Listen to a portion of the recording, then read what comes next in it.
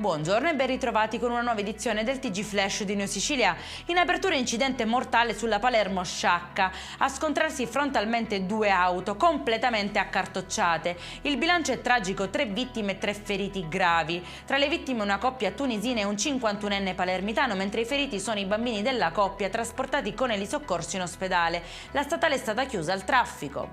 Si è spento invece all'età di 80 anni dopo una malattia padre Giacomo Ribaudo. Il prete definito antimafia perché nel 1993 chiese ai mafiosi di convertirsi. Non amava però questa etichetta, ma gli fu attribuita anche per la sua attività sul territorio, nei quartieri a rischio del capoluogo siciliano.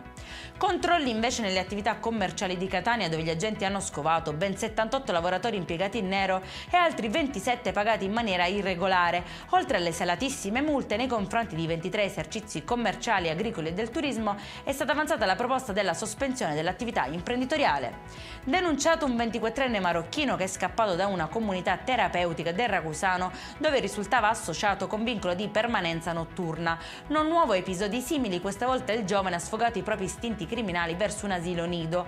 Dopo aver preso a pietrate la porta di vetri dell'ingresso, si è intruffolata all'interno rubando elettrodomestici, indumenti e generi alimentari. È in chiusura scene raccapriccianti e violente a Modica, sempre nel Ragusano.